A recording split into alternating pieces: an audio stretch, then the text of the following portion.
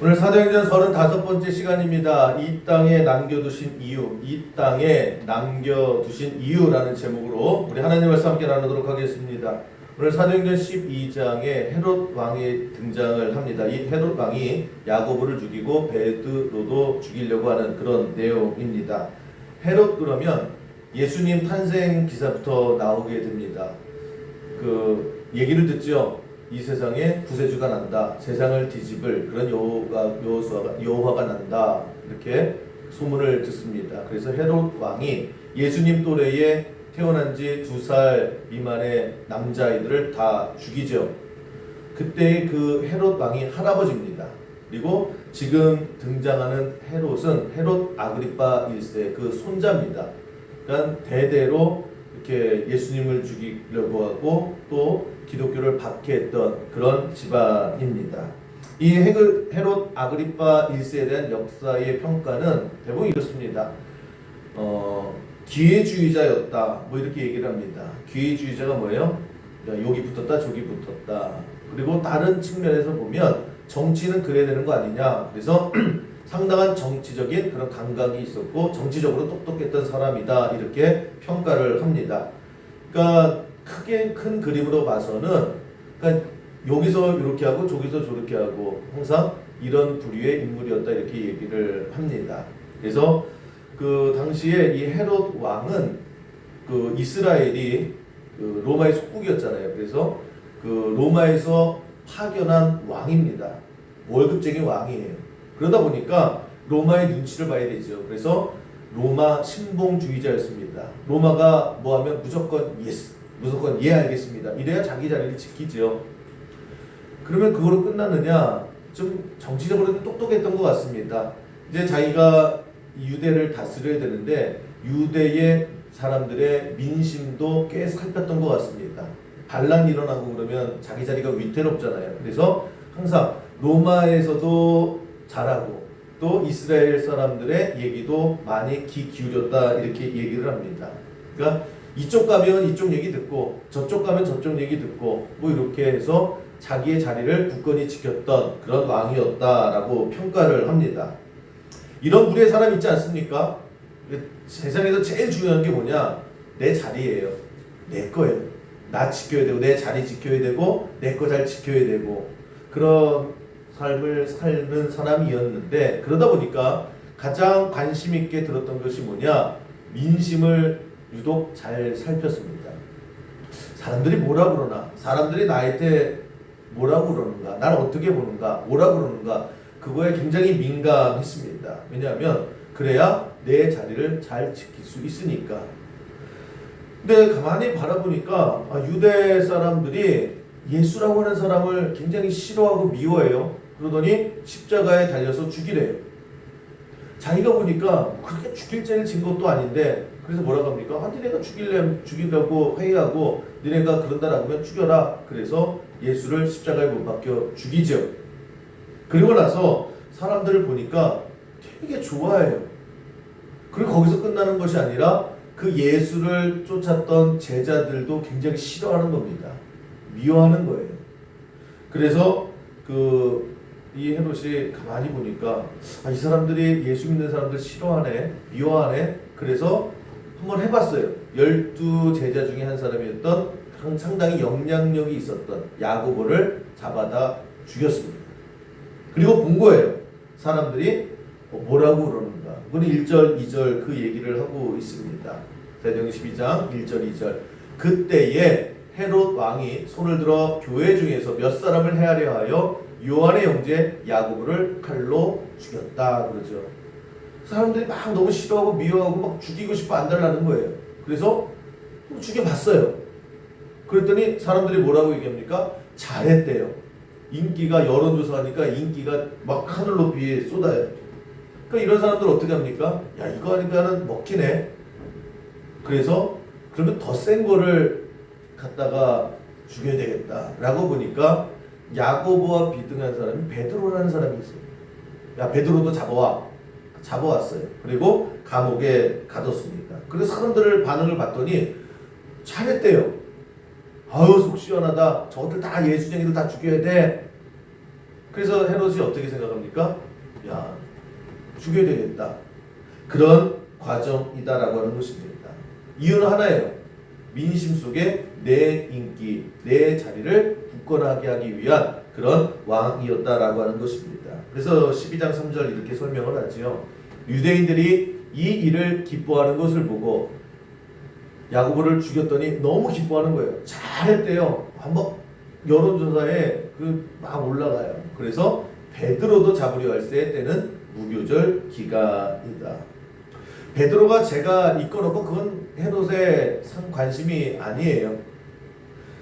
사람들이 좋아하는 일을 하니까 자기의 인기가 올라가고 자기의 인기가 올라가다 보니까 내 자리가 굳건해지더라. 그러니까 사람 목숨 따위는 관심이 없어요. 저 사람이 죽을 죄를 졌든지 안 졌든지 그 상관이 없어요. 오로지 내 안위, 내 지위, 내가 가진 것을 지키기 위해서 사람 목숨 따위는 그냥 별것 아니게 생각했던 사람이 헤롯이었다라고 하는 것입니다. 여러분, 우리가 이 분위기 속에서 만약 이 장면 속에 우리가 있었다라고 하면 베드로가 잡혀가는 거예요. 야고보는 며칠 전에 죽임을 당했어요. 베드로도 잡아가요. 소문이 났겠죠. 야, 헤롯이 베드로도 죽이려고 하나 보다 라고 했을 때에 사람들이 우리에게 물어보면 어떻게 대답합니까? 베드로 어떻게 될 것 같아요? 여러분, 베드로 어떻게 될 것 같습니까? 이 상황 속에. 야, 뭘 물어봐. 베드로 뻔하지. 베드로도 죽어. 이렇게 대답하는 게 우리의 상식이에요. 어거지가 아니고요. 없는 얘기 꺼내는 게 아니라 뻔하지 않습니까? 베드로를 죽였어요. 그리고 좋다. 그래서 야고보를 죽이고 베드로도 죽이려고 데려왔어요. 그 죽이려고 하면 베드로 어떻게 될 것 같습니까? 라고 했을 때 뭘 물어봐. 당연히 죽게 되겠지. 우리 그렇게 생각을 하고 결론을 그렇게 딱 정해 놓습니다. 그런데 오늘 성경 이 사도행전 12장에서 우리에게 주는 메시지는 뭐냐? 그런데 결과를 보면 내 예상하고는 다르지요. 베드로가 살아서 그것도 걸어서 나오게 되더라고 하는 것입니다.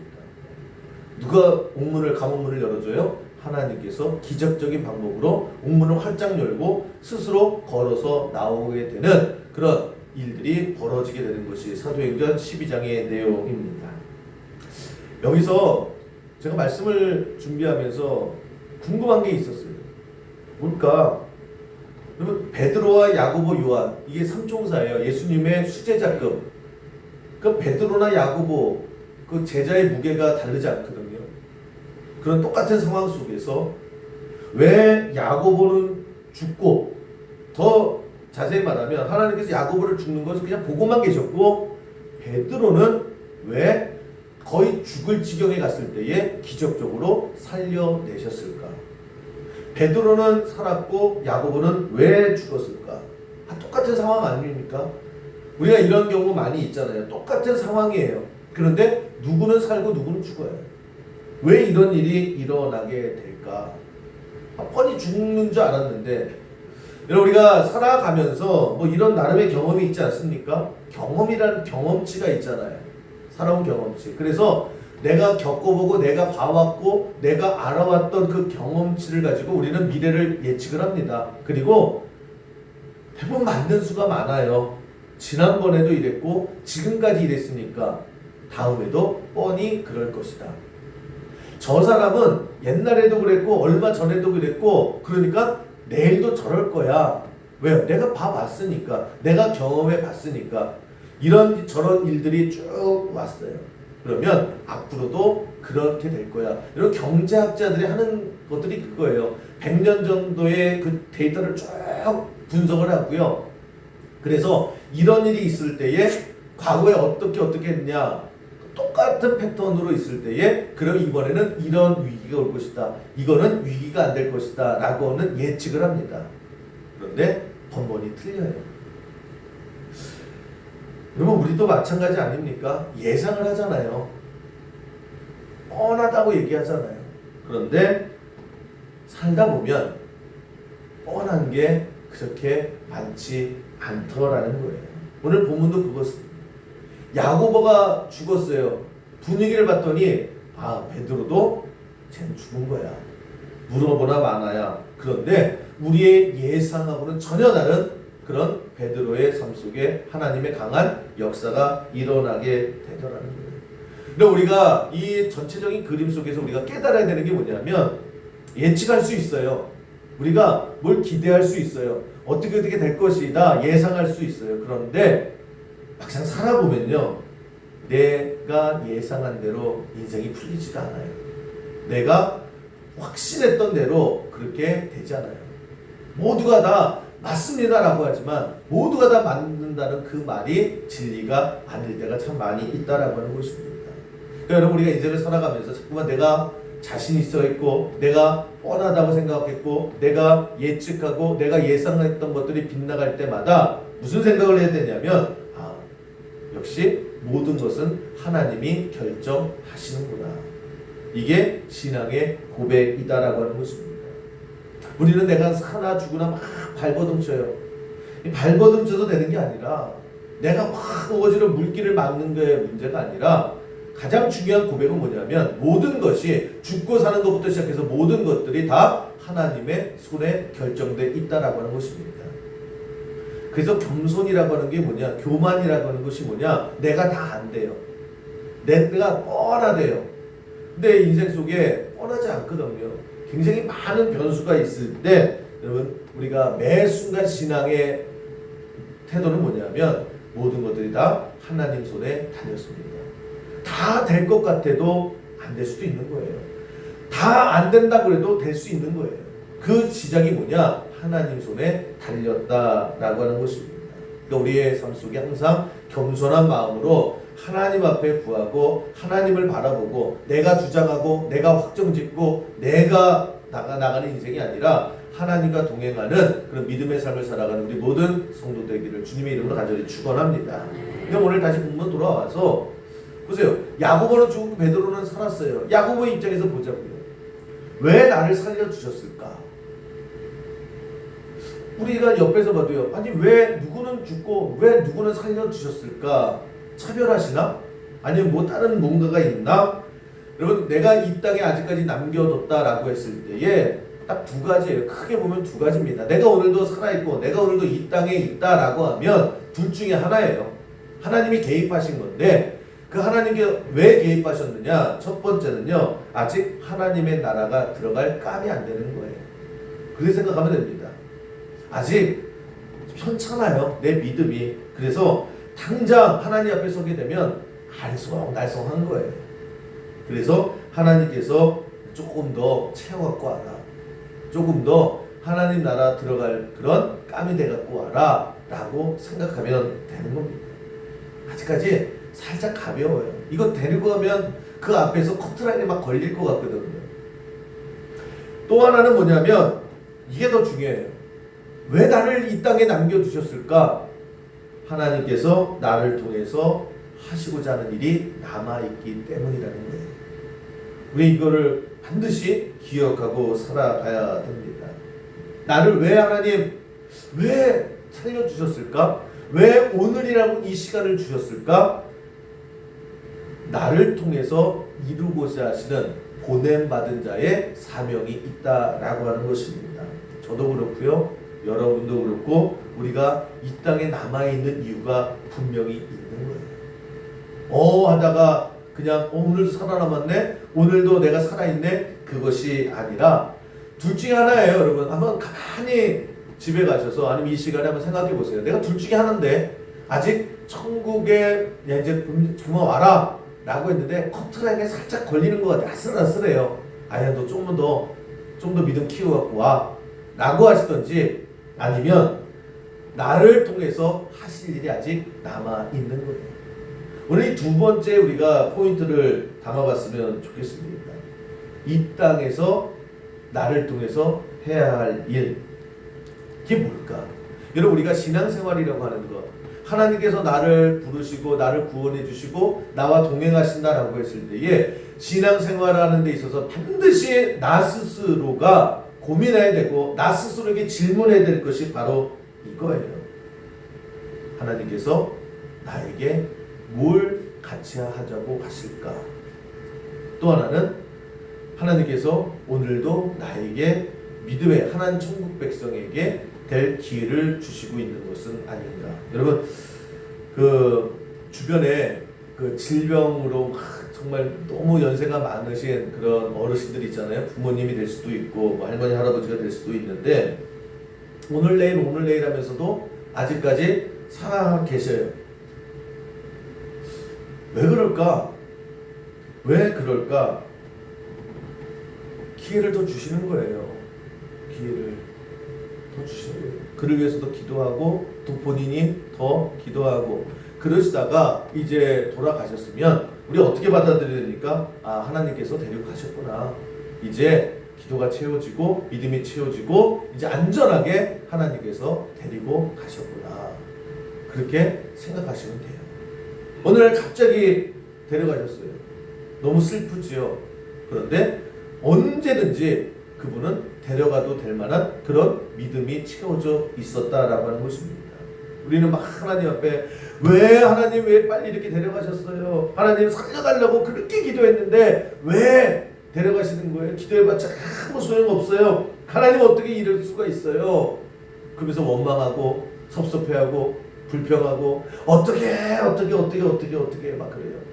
그러면 다른 측면에서 보면 데려가실 만하니까 언제든지 데려가셔도 안전하니까 그렇게 데리고 가셨구나. 그렇게 생각하면 된다라고 하는 것입니다. 어떤 분은요, 그냥 하루하루 어떻게 오늘도 살아계시지? 아니 어떻게 오늘도 살아있는 게 기적이네? 라고 하면요, 생명을 계속해서 연장을 시켜주세요. 그때 우리는 야 진짜 생명력 대단하다, 삶의 의지 대단하다 라고 하는 것이 아니라 그를 위해서 더 기도해 주는 거예요. 기도해 주는 거예요. 그게 하나님께 주신 마지막 기회가 될 수 있다라고 하는 것입니다. 이제 진짜 더 중요한 이유는 이거예요. 왜 오늘도 내가 이 땅에 남겨주셨을까? 도대체 나를 왜 남겨주셨을까? 하나님께서 나를 통해서 기대하시고 나를 통해서 같이 하고자 하는 그 일이 반드시 있다라고 하는 것입니다. 베드로하고 야고보 보세요. 어떻게 보면 야고보는 야, 너 충분히 했다. 가자. 그래서 데려가신 거예요. 그리고 하나님 나라에서 천국에서 이제 마음껏 천국 백성으로 살아가죠. 근데 베드로는 똑같은 상황 속에서 넌 조금 더 있다 와. 너는 조금 더 해야 될 일이 있어. 그게 예수님께서 베드로를 처음에 부르셨을 때 하셨던 말씀이죠. 너를 더 이상 시몬이라 부르지 말고 베드로라 부르라. 반석이라 부르라. 내 이름 위에 내가 교회를 세울 것이다. 그래서 여러분 베드로를 살려주시고자 감옥문을 여셨죠. 그리고 베드로를 살려주셨어요. 그리고 나서 베드로가 한 일이 뭡니까? 초대 교회를 세우고 그리고 그 교회를 경고해야 하고 그 교회 안에 있는 성도들을 양육하고 그 성도들을 보내는 그런 역할을 다 담당한 후에 하나님께서 불러주셨다는 거예요. 베드로 인생이 그래요. 아직 할 일이 있어. 아직 네가 나의 일을 해줘야 되고 내가 너에게 준 사명이 있어 라고 하는 것입니다. 우리에게도 마찬가지다라고 하는 거예요. 여러분 우리가 인생을 살다가 보면 지쳐요. 힘들고 도저히 이 자리에 버틸 수가 없는데 계속 이 자리에 남겨두신 이유가 뭘까? 나 완전히 뭐 여기서 말뚝박으로 하는 걸까? 나는 잊혀진 건가? 아니에요. 여러분 각자에게 여러분의 삶의 사명의 자리를 허락해 주셨다는 겁니다. 이것이 성도의 삶의 모습이다라고 하는 것입니다. 그래서 여러분 우리가 인생을 살아가면서 매 순간순간마다 내가 나 스스로 항상 질문을 해야 되는 거예요. 내가 왜 여기에 남아있게 됐을까? 내가 왜 이 땅에 아직까지 남겨주게 되었을까? 왜 나를 여기에 있게 하셨을까? 왜 아직까지 나를 이곳에 세워주셨을까? 왜라고 하는 여러분 질문을 할 줄 알아야 되는 거예요. 그냥 어쩌다 보니까 살게 되는 것이고 어쩌다 보니까 그냥 2년이 돼가지고 여기까지 오게 되고 그런 것이 아니라 하나님 앞에 물어야 되는 거예요. 하나님 앞에 기도해야 되는 거예요. 하나님 내가 왜 여기 있습니까? 왜 아직도 여기 있습니까? 왜 아직도 내가 이 땅에 있습니까? 그랬을 때에 하나님의 메시지가 들릴 거예요. 반드시 네가 해줘야 될 일이 있다. 여러분 그 음성 듣고 살아가는 은혜가 있기를 주님의 이름으로 간절히 축원합니다. 이게 성도의 삶의 모습이라는 거예요. 그냥 오래 살고요. 오래 사는데 건강하게 살면 참 축복 같지요. 여러분 그 축복이에요. 그런데 왜 건강하게 오래 살게 해주신 이유가 뭡니까? 라고 하나님 앞에 물어야지요. 오래 살아서 건강하게 살아서 그게 삶의 목적은 아니잖아요. 아니 인생의 목적이 뭡니까? 예, 오래 사는 겁니다. 건강하게 사는 겁니다. 그러면 더 이상 소원이 없습니다. 여러분 진짜 우리가 이 땅에 와가지고 하나님께서 야 부영준 목사야 너는 이 땅에 가지고 100살까지 건강하게 잘 살아라. 아프지 말고 살아라. 그리고 100살까지 살았어요. 야, 난 인생 성공했다. 난 축복받았다. 그게 아니지. 나에게 건강을 주셨어요. 나에게 오늘도 생명의 연장에 축복을 주셨어요. 그러면 하나님 왜요? 왜 나에게 이런 사명을 주십니까? 무슨 사명을 주셨습니까? 라고 묻는 게 하나님을 보내받은 성도의 삶의 자세라는 거예요. 예전에 제가 어떤 다큐멘터리인가 뭘 보는데 92살인가 3살이시래요. 그런데 정정해요. TV에 나오니까 뭔가 특별한 게 있죠. 이분이요 그 부동산 투기의 데모래요. 그러면서 그 제가 중간 정도에 봤는데 그냥 차 타고 뭐 신도시고 산이고 뭐 바다고 그냥 땅 되는데 그렇게 돌아다니시더라고요. 하루 종일. 다음날 되면 또 차 타고 땅 보러 다니고 뭐 등기부등본 뛰면서 뭐 지도 보면서 그렇게 해요. 92살 되신 할머니가 정정하죠. 그냥 뭐 걷는 것도 막 이래요.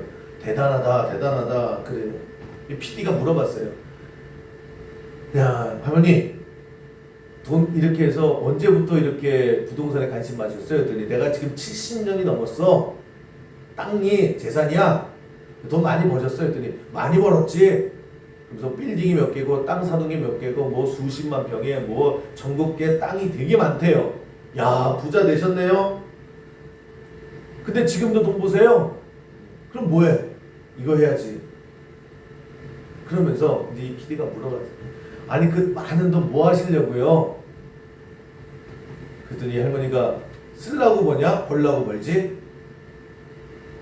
이해 못하세요? 쓰려고 버는 적이 한 번도 없대요. 근데 벌어야 돼서 버는 거래요. 지금도 버는 거래요. 그러면서 하는 말이 뭐 자식들이 나눠 갖든지 말든지 뭐 이렇게 얘기를 해요. 그러면서 벌 수 있을 때 버는 거야. 나는 죽는 날까지 돈 벌다 죽을 거야. 제가 그걸 딱 보면서요 씁쓸하더라고요. 90 넘으신 분이 참 건강한데 정신도 아주 그냥 청년 같은데 평생 100살까지 사시겠더라고요. 100살 동안에 뭐 하면서 삽니까? 돈 벌려. 돈 왜 벌어요? 벌어야 되니까 버는 거야. 언제까지 벌 거예요? 죽을 때까지 벌 거야. 숨 붙어 있을 때까지 나는 벌 거야. 그럼 이게 하나님께서 우리에게 보내신 삶의 모습일까? 아직 돈 죽을 때까지요. 돈 벌기 위해서 산대요. 돈 벌기 위해서. 어리석은 거 아닙니까? 그렇게 오래 살고 그렇게 돈 벌었으면 그렇게 오래 살게 하고 돈 벌게 하신 이유가 뭘까? 인생을 90살 되도록 단 한 번의 고민만 했었어도 그 마음속에 예수 그리스도의 복음이 있었다라고 하면 그게 축복이지요. 건강한 것이 축복이고 돈 많이 번 게 축복이고 그러면 하나님 앞에 물어볼 줄 아는 인생이 진짜 축복이에요. 이걸 하나님 왜 벌게 하셨습니까? 오늘도 왜 나에게 건강을 주셨습니까? 내가 이 땅에 아직까지 남겨진 이유가 뭡니까? 라고 하면서 하나님의 뜻을 쫓았다라고 하면 정말 값진 인생이 됐겠지요. 잘했다 칭찬받는 종의 모습이 됐겠지요. 그런데 이제 100살 그냥 벌기 위해서 이유가 없어요. 벌어야 되니까 벌기 위해서 살아가는 그런 나중에 정말 하나님 앞에 가서 너 뭐 했냐? 그냥 땅만 보다 왔는데요. 여러분 우리가 주변에 보면요 진짜 돈 잘 버는 사람들이 있더라고요. 뭘 해도요 참 신기해요. 돈이 따라붙는 사람 있죠? 구경도 못 해보셨어요?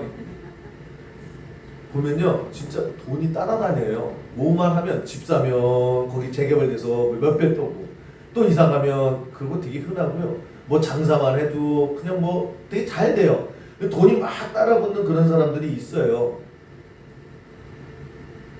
아, 구경도 못 해보셨어요?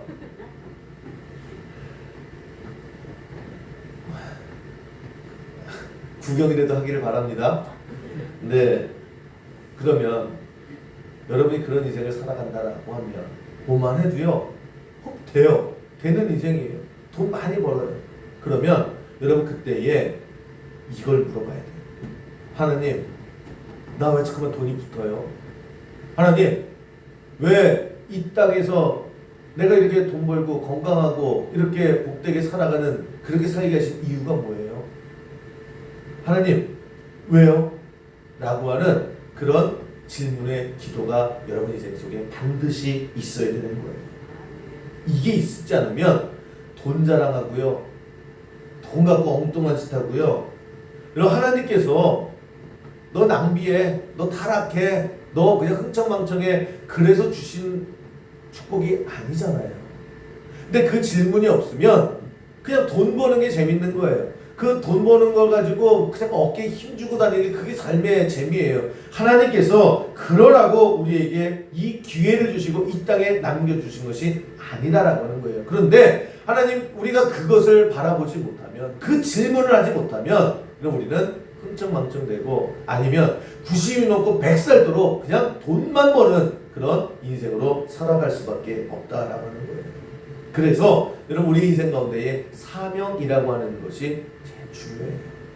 내가 왜 살아야 되는지, 뭘 살아야 되는지, 지금 내가 여기 왜 있는지, 왜 내가 저길 가야 되는지 그 분명히 정확하면 표대라고 그러죠. 그 표대를 향해서 달려갈 때에 하나님께서 그 인생 가운데에 무한한 축복과 하나님의 축복, 하나님의 일하심이 우리의 인생 가운데에 반드시 임하게 될 줄로 믿습니다. 그냥 쓰라고 줬는데요, 그걸 가지고 멍청하게 살아간 가장 대표적인 사람 성경에 삼손이죠. 하나님께서 삼손에게 힘을 주셨잖아요. 어마어마한 힘을 주셨잖아요. 삼손이 물어봤어야죠. 하나님, 내가 왜 힘이 세요? 이 힘 가지고 뭘 해야 됩니까? 그럴 때 하나님께서 그 힘 가지고 이스라엘을 지키라는 거예요.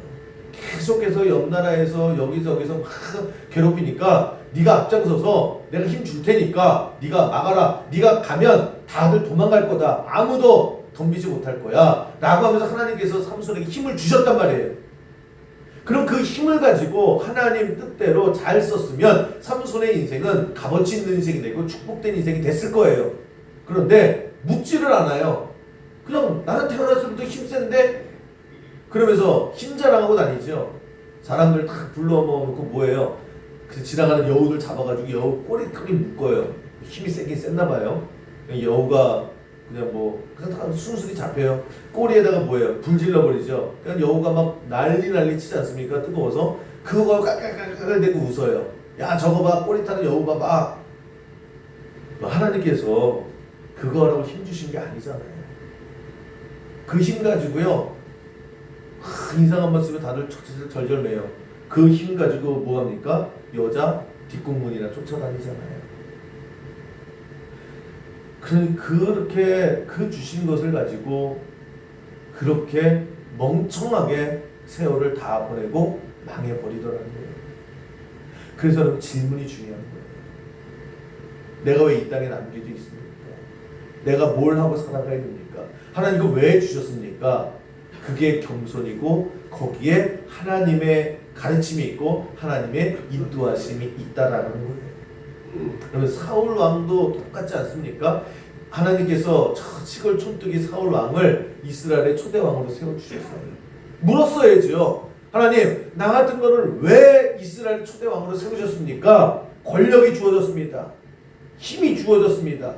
이거 가지고 하나님 뭐 해야 됩니까? 뭐긴 뭐예요? 이스라엘 잘 다스리고 이스라엘 국권이 하라고 주신 왕의 자리고 권력이고 힘이잖아요. 그런데 그걸 가지고 뭐하고 살아가요? 자기 자리 위협하는 것들 다 제거하고 제거해도 그냥 눈에 가시처럼 보이는 다윗 그 인생의 왕이 올라서 절반 이상을요 다윗 죽이고자 모든 자기 힘을 다 써요. 권력을 다 써요. 나중에 미쳐버리지 않습니까? 그거라고 하나님께 주신 게 아니잖아요. 그런데 엉뚱하게 쓰다가 자기 스스로 인생을 망쳐버리게 되더라는 것입니다. 저는 오늘 예수님을 믿고 오늘이라고 하는 이 기회를 주신 하나님 앞에 우리가 반드시 물어야 될 것이, 하나님, 내가 오늘도 이 땅에 남아있는 이유가 무엇입니까? 내가 뭘 해야 돼요? 내가 어떻게 살아야 됩니까? 내가 이 자리가 주어지고 내가 이 나의 사명이 무엇입니까? 라고 하는 하나님 앞에 기도할 때에 여러분 방향 잃지 않고, 여러분 삶의 중심 잃지 않고 저 편대를 향하여 잘 달려갈 수 있는 그 가운데 하나님께 능력도 주시고 건강도 주시고 축복도 주시고 돈도 주시고 사람도 붙여주시고 하나님의 많은 역사가 우리의 삶 가운데 반드시 임하게 될 줄로 믿습니다. 그게 우리의 삶이에요. 여러분 그걸 질문하셔야 되는 거예요. 왜 자꾸 나 내일도 바쁜데 하나님이라면은 아유 나는 시간 없어서 안 돼. 내 시간을 쪼개서 하나님을 어떻게 하냐? 그러니까 방향을 놓치는 거예요. 왜 내가 남겨진 이유가 무엇입니까? 베드로가 그 질문을 하지요. 감옥에 나오면서 왜 내 친구 야고보는 죽었는데 왜 하나님께서 나를 살려주셨을까? 라고 하는 고민을 했을 때에 나에게 아직 하실 일이 있구나. 그리고 그 일을 감당할 때에 초대교회 반석에 베드로의 삶이 이어지게 되더라는 거예요. 야, 나 살았어. 야, 나는 죽다 살았어. 와, 나는 불사조야. 그리고 흥청망청 샀다라고 하면 그거만큼 바보 같은 인생이 어딨냐는 거예요. 여러분, 하나님께서 여러분에게 주신 것들이 있어요. 여러분에게 자리가 있어요. 그 자리에서 여러분 가장 먼저 신앙의 주도권은 하나님이에요. 하나님이 보내신 것이고 하나님께서 지금 나와 함께 하세요. 그 음성을 듣고 살아가는, 그래서 나에게 오늘도 이 땅에 남겨진 이유가 무엇인지를 고민하며 살아가는 우리 믿음의 백성 되기를 주님의 이름으로 간절히 축원합니다. 여러분을 통해서 하나님이 일을 이루셨으면 좋겠어요. 그래서 여러분 우리에게 사명이 주어졌을 때 그 일을 반드시 이루세요. 내게 능력 주시는 자에서 우리가 할 수 있을 때 그 능력을 어떻게 받느냐? 다른 거 없어요. 기도밖에 없어요. 그래서 기도가 중요한 거예요. 하나님, 우리 이루실 때에 우리의 삶에, 우리의 사역의 원동력은 다른 거 아닙니다. 나의 능력도 아니고 나의 돈도 아니고 나의 힘도 아니고 그냥 기도만 하면 돼요. 우리는 그렇게 생각하지 않습니까? 내가 힘이 있어야지. 내가 돈이 있어야지 하지. 내가 기회가 있어야지 하지. 내가 뭔가 뭐라도 있어야지 하지. 자꾸만 내가 하려고 해요. 여러분, 내가 얼마나 갖고 있다고 하나님 일을 내 거 갖고 합니까? 잘못된 거예요. 아무리 많은 것을 가졌다 할지라도요, 하나님이 무슨, 야, 너 돈 좀 빌리자. 네 돈 갖고 좀 일 좀 하자. 우리 하나님 그런 하나님 아니시라는 거예요. 그렇지 않습니까? 근데 우리 자꾸만 돈 있는 사람이 이래야지, 건강한 사람이 이래야지, 하나님이 그런 하나님이 아니다라는 거예요. 여러분, 우리 주변에서 한번 보세요. 기도 없이 끝까지 일 제대로 되는 거 없습니다. 되는 것처럼 보이는 거예요. 그런데 여러분 다 무너져요. 일이 이루어지는 것을 보면 반드시 거기 돈이 있어서 되는 거 아니에요. 사람이 훌륭해서 되는 거 아니에요. 거기에는 항상 뿌리가 기도에 있는 거예요. 돈이야 하나님께서 없으시겠습니까? 힘이야 하나님께서 없으셔서 그 힘 있는 사람한테 부탁하겠습니까? 하나님이 우리에게 부탁하는 거 아니에요. 돈 있냐? 누가 좀 돈 있나? 이런 하나님 아니다라고 하는 것입니다. 능력 없어도 돼요. 힘 없어도 돼. 못 배웠어도 돼요. 그냥 하나님이 힘 있으시니까, 하나님께서 능력 있으시니까 그 하나님 나에게 힘 좀 주세요. 하나님 능력 주세요. 라고 기도하는 사람을 하나님께서 바라보신다라는 거예요. 어떤 교회에 돈도 많고 배운 것도 많고 사회적 지위도 있고 굉장히 훌륭한 퍼펙트한 분이 계셨대요. 근데 사람들이 기대를 하는 거예요. 야, 저 사람을 통해서 하나님께서 많은 일을 하시겠구나. 인격적으로 훌륭하고 하나 겸손도 하고 흠잡을 데가 없는 거예요. 근데 그게 원로 목사님이 이렇게 쳐다보더래요.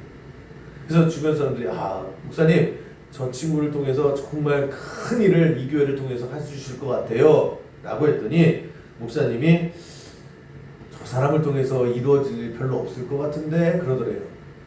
아니 목사님, 저 사람이 어떤 사람인데요? 뭐 돈이 얼마나 많은데요. 또 인격적으로 얼마나 훌륭한데요. 저 사람 또 의지는 또 얼마나 강한데요. 열정도 있는데요. 뭐 하나 빠진 게 없는데요. 라고 했더니 그래도 안 될걸 그러더래요. 왜요? 그랬더니 내가 저 양반이 기도하는 꼴을 못 봤어. 그게 평생을 목회하면서 성도들의 삶을 지켜봤던 그 원로 목사님의 삶의 교훈에서 나오는 얘기죠. 돈 있는 사람 많이 봤어. 건강한 사람 많이 봤어. 능력 있는 사람 많이 봤어. 그런데 그런 거 갖고 되는 게 아니더라는 거예요. 기도하는 사람, 기도가 뭐예요? 하나님 앞에 구하고. 왜 구해요? 하나님께서 하나님이 능력이 있으십니다. 하나님이 전능하십니다. 이거 믿고 하나님 의지하고 하나님의 뜻을 구하는 그 사람을 통해서 항상 하나님의 역사는 이루어지더라는 거예요. 여러분, 우리 왜 자꾸만 안 된다고 그래요? 왜 자꾸만 못한다고 그래요? 왜 뻔하다고 그래요? 인생 뻔하게 되는 거 아니고요. 우리 하나님께서 돈 있는 사람, 그 돈이 얼마나 있으면 뭐 하나님이 빌리시겠냐고요. 하나님 돈이 없습니까? 하나님 능력이 없습니까? 하나님께서 사람을 모르십니까? 사람을 만드시기도 하죠. 그랬을 때에, 기도할 때에 여러분, 우리의 모든 삶 속에 모든 분들이 다 열려지는 역사가 반드시 임하게 될 줄로 믿습니다. 기도만 할 줄 알면 돼요. 기도해야 된다라고 하는 믿음만 있으면 되는 거예요. 오늘 역사가 일어났습니다. 베드로를 살려주셨죠. 그리고 베드로를 통해서 베드로는 내가 왜 살았는가, 왜 살려주셨는가를 고민했어요. 그리고 그 고민 속에 표대를 향해 달려나갔을 때에 교회의 역사가 일어나게 됐는데 그 시작이 뭐냐? 5절, 이게 제일 중요해요. 이에 베드로는 옥에 갇혔고 교회는 그를 위하여 간절히 하나님께 기도하더라. 기도했더니 옥문이 열려요. 기도했더니 기적의 역사가 일어나요. 기도했더니 살아서 걸어서 나와요. 걸어서 나와서 초대교회 반석의 역사가 이루어지게 되더라고 하는 것입니다. 언제요? 기도할 때. 여러분, 돈 타령 그만하시고요. 신세한테 그만하시고요. 기도할 수 있는데 기도하세요. 그리고 그 기도 속에 내가 어떻게 살아가야 됩니까? 이 땅에 남겨주신 하나님의 뜻이 무엇입니까? 내가 오늘도 이 땅에 남아있는 이유가 무엇입니까? 라고 하는 고민과 기도가 이루어질 때에 여러분, 하나님께서 사명 감당할 만큼 충분히 능력 주실 거예요. 필요한 모든 것들 다 채워주실 거예요. 우리가 인생을 그렇게 살아갈 때에 여러분, 우리의 삶 속에 아름다운 향기와 열매가 가득 차게 될 줄로 믿습니다. 이 질문이 없으면 없어서 불평해요. 남들은 다 했는데 나만 없어 그래요.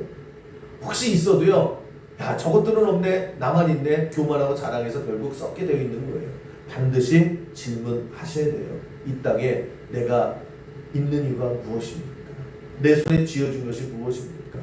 그리고 하나님 앞에 나아갔을 때 잘했다, 내가 사나 내가 죽으나 하나님의 것입니다. 하나님 위해서 살겠습니다. 이 신앙의 고백으로 나아가는 우리의 모든 성도의 선 되기를 주님의 이름으로 간절히 축원합니다.